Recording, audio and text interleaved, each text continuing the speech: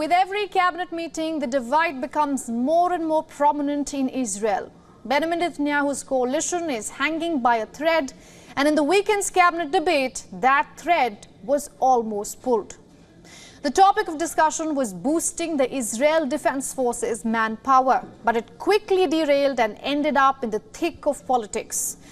The Prime Minister accused the Defense Secretary of playing politics. Netanyahu is looking for support for his ultra-Orthodox conscription bill, the details of which we will come to in a minute. But Defense Minister Yoav Gallant says that he will only support the bill if there is broad consensus across the Knesset.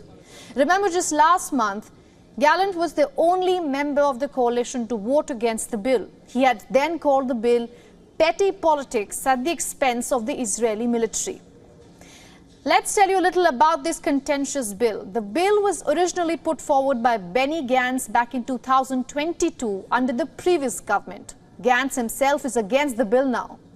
In May, the Prime Minister put forward the bill, and within a month, the Parliament voted to revive it. The bill demands to end exemption on military conscription for some ultra-Orthodox religious students. Rather, slowly ramp up their conscription, but also lower the age of exemption from mandatory military service for them from 26 to 21. Now, this clause limits the men that could be called up to serve. Netanyahu's coalition includes two ultra-Orthodox parties for whom military exemptions are paramount.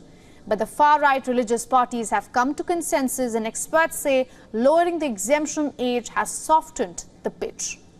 The debate over conscription holds significance in the contemporary climate. Israel is fighting an open-ended war in Gaza, and another war is brewing on the Lebanese border with the Hezbollah.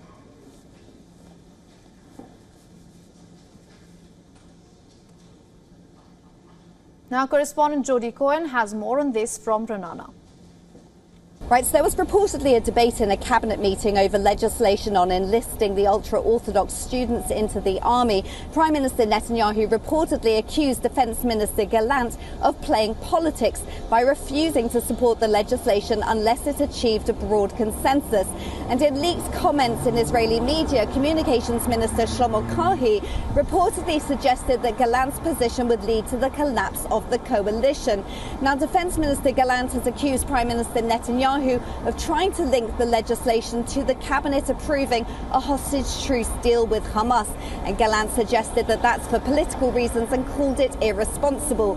Meanwhile, ultra-nationalist party head Ben Gvir has reportedly said that he won't support other legislation unless he's given a space on the disbanded war cabinet. And the Shas party has accused Ben Gvir of trying to bring down the coalition. Now, the parties have all seen the polls which suggest that the opposition would win if an election was held today, so it remains to be seen if the coalition can work through their differences. For all the latest news, download the WION app and subscribe to our YouTube channel.